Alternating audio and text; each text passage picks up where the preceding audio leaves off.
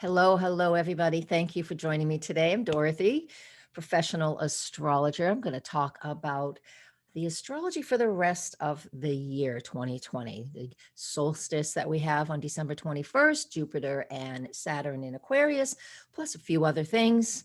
So let's get started. You can find me right here, nhastrologer.com. Join my newsletter, my inbox, and you can all kinds of stuff. I have a new class that I'm going to be starting on January. I think I have the date. I think it's the 19th. It is. That's the day the sun enters the sign of Aquarius. I thought that was really appropriate. And speaking of the zero Aquarius, so that's why I want to announce it now, because we have on the solstice, Jupiter and Saturn making their conjunction at zero Aquarius. Aquarius rules astrology, but it's also about, these humanitarian things and global causes and being an activist and getting outside of our comfort zone. There's so much that we're going to be able to use with this Aquarius energy that's going to be dominant all year long.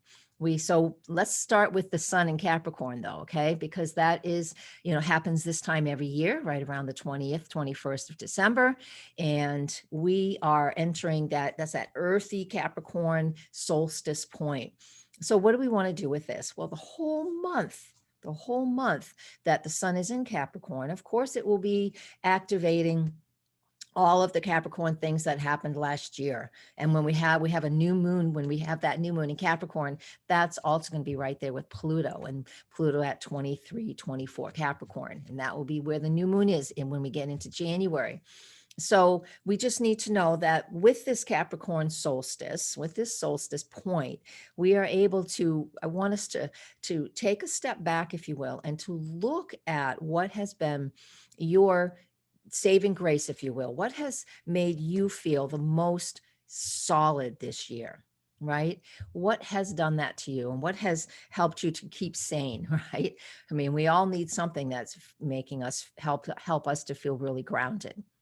And with Jupiter and Saturn in those signs all year, last year and the year before, I mean, a lot of things have been breaking down, but we've also been able to look and rely on certain things as well. So look at your own life and figure out, or just, you should be able to see it quite quickly. What has been your grounding stick, if you will, your grounding pole? What has kept you in place?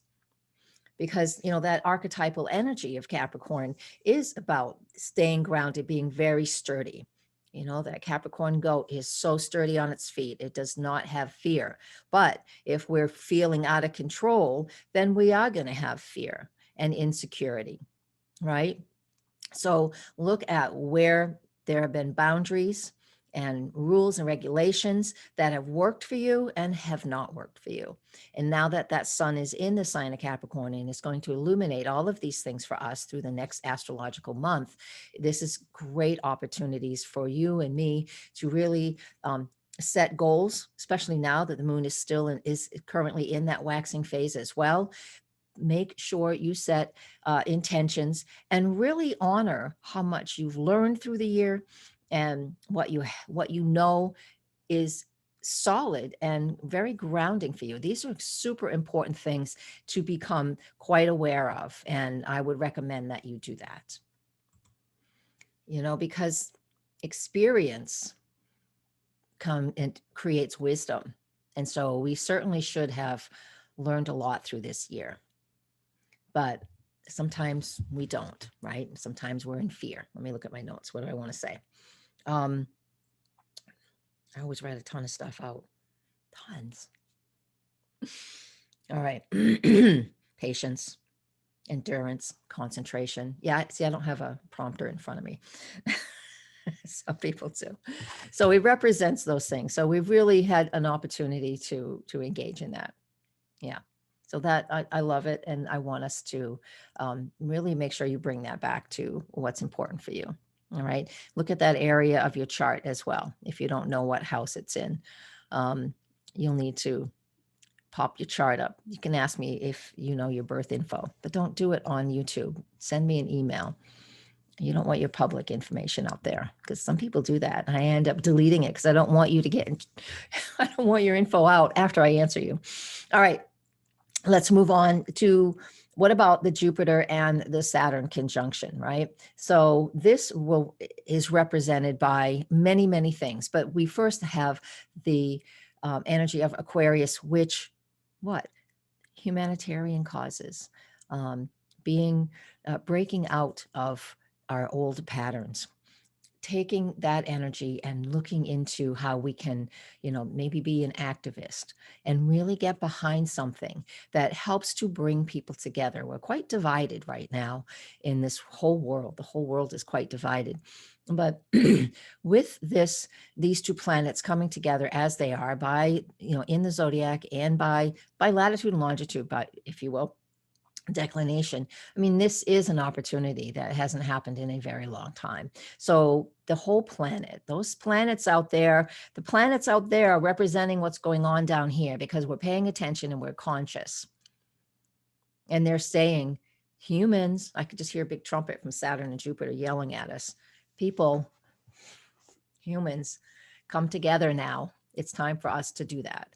And we're just beginning that Aquarius age. And there's a lot of people that says this is the age of Aquarius and it is begun now. And we are sort of in it, but there's always this gray area in between those ages. They last a couple thousand years, right? And so we are entering that. We can just see it in the sky, in the night sky, right? When Aquarius rises. But the thing is, the point is it's going to take a long time. It's not like flipping a switch. We have the next few years to work with Saturn in Aquarius and what rules and regulations are we feeling restricted? How are we going to break free from those restrictions? I know a lot of us, I mean, globally, we're fighting that anyways. We are, I mean, it's like, no, I don't want to be shut down again. We don't want that. I know we don't. I get it. But I want you to look at it personally because I don't want to get into the political statements of things. But personally, you don't want to be restricted. So how do you want to use this energy? This is your question. This is how we use astrology. It's not going to tell us how to do things, but it's giving us opportunities. And again, it's saying we need to do things in a more progressive way, in a more enlightened way. And that air energy of Aquarius is a higher vibration. So does everybody get to step up? If they choose to, yes. But I mean, the division is just huge. It's like we're living on two different planets when you just pay attention to what's going on in social media, especially. It's like, wow. I'm just like, I feel like a lurker because I don't even want to engage. And I really don't. But I look at it and I see what's going on. And that again is representative of the Capricorn, how it's breaking everything down now, and the Aquarius, and how things have to break down so we can start to build anew and fresh. And that's what we're going to do over these next number of years. When Pluto gets into the sign of Aquarius, eventually that will be in, I believe it's 2024. Permanently I think it's November 2024, and it stays in there till 2043. It's in my written forecast. Again, go check that out. By the way, I added that up, right? I said, okay, I write 1,000, 1,200 words a week, right? Every week. Been doing it since 2008, 2006. Whew. No, for free. I can write a book every year in what I do. And I'm like, so I appreciate a lot when you guys make donations, and you can do monthly stuff right on Patreon. And then you get to engage with me every single week. I do live. I get invited in to this, and we talk about the astrology of the week, and come and join me there. I appreciate it. All right. There was my commercial, but that's how you support me. I support you by deciphering the astrology, and you support me that way. And I really do appreciate it. Thank you so much. All right. Where am I next? Let me look at my notes. Hold on. All right, let's back up a little bit to this week. So I wanted to talk about, what is it, December 23rd. We have the third and final square between Mars in Aries and Pluto in Capricorn. Now, the first time it happened was August 13. Pluto was retrograde, Mars was direct, and then it was October 9th, and it was vice versa. Pluto was direct and Mars was retrograde. So August 13th, October 9th, look at what was stirring for you. That Mars in Aries is always ready to pick a fight and, really just get things started, because it can be quite aggressive. And when it connects with Pluto, Pluto is that big game changer. He's that one that wants that long-term change and transformation. So Mars has been pretty tricky this year. He's been in Aries since the end of June, and he won't leave until somewhere around January 7th. I don't have that in my brain right now. It's somewhere around there, January 6th. January 6th, it shifts into Taurus. But in the meantime, December 23rd, what do you want to do with this Mars square Pluto? All right. So now, that was a negative definition of it, how it can stir up war and fighting and very angry things going on around us or within us. So if that's not in your world, it's not in mine, but I can certainly see it if I turn on the TV. You can take this Mars in Aries and do something with it. Take action. Yes, it is square Pluto, but this is the third and final square at this point. So use it. Find a way. Those squares cause a little bit of stress. They don't cause it. They represent stress. Let's reword this. They represent stress. So you are able to, so you finally can say, oh, yeah, all right, now I need to do this, because we're lazy sometimes. So look at that and do that for yourself. Take your opportunity here with that Mars square Pluto and go with it. All right. And that's on the 23rd. Next, we have on December 25th. So that's Christmas. Merry Christmas to those who celebrate Christmas.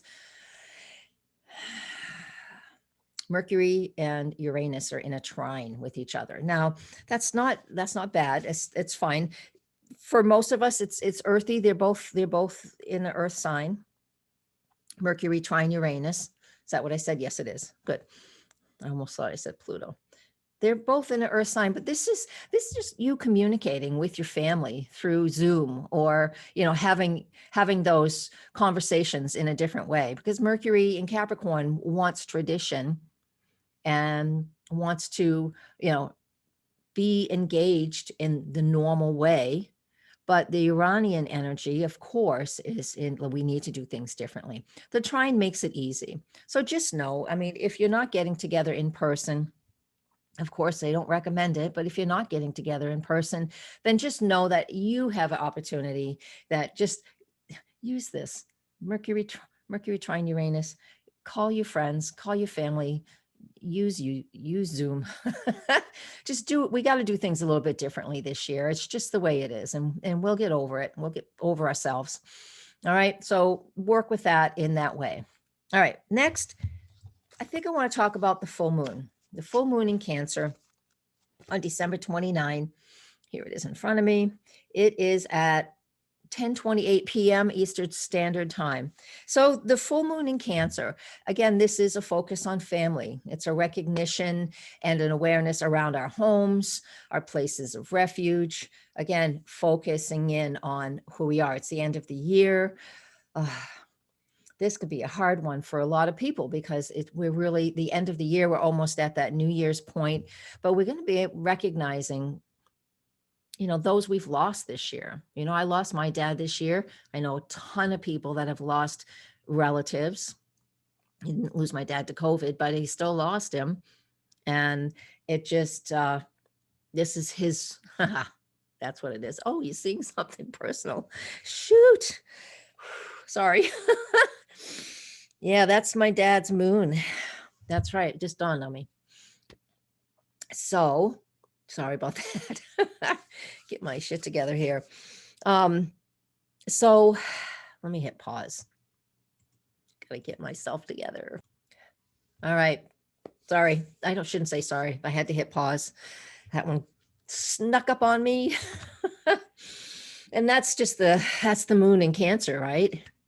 And it's a full moon in Cancer, and it just is a remembering of family and our emotions and the hard year that we've all had, right? So I guess I'm just going to stop now. Yes. So if you come to Patreon, I'll talk about this at the end of the year, but this is most likely my last YouTube for the year because I wanted to take a little break. And wow, oh guys, sorry, it's human. All right, so look at the full moon. Where is it illuminating in your chart, and know that there is a recognition, and do take care of yourself. And that's really one of the important things about this moon in Cancer is that we, besides focusing on family, because that's been quite a heavy burden for a lot of people this year. But also don't forget to take care of yourself, because you have a moon somewhere too. And even if it's not the moon in Cancer, my moon's not in Cancer, but it's still, when it gets engaged like this, we only have a full moon in Cancer once a year. So there's this opportunity to, really recognize, the feelings and the emotions that are going on. And with that being said, heartfelt thank yous again for you guys, supporting me how you do year in and year out. I've been here on YouTube since, I think it's 2009. I don't know, it's in the notes somewhere. And yeah, and this is how I connect with the world, and this is my passion and my profession, and I love it. And teaching a class on January 19th, and that begins then. And it's a really small class. I never have hundreds of people. It's just never been my gig. I'm not a big pusher like that. I can't do that. So usually 10 or less. So come and check it out if you want to learn some new astrology, and join me here and on Patreon. And Happy New Year, everybody. And blessed Yule. That hasn't happened yet at this posting, and I love to celebrate Yule.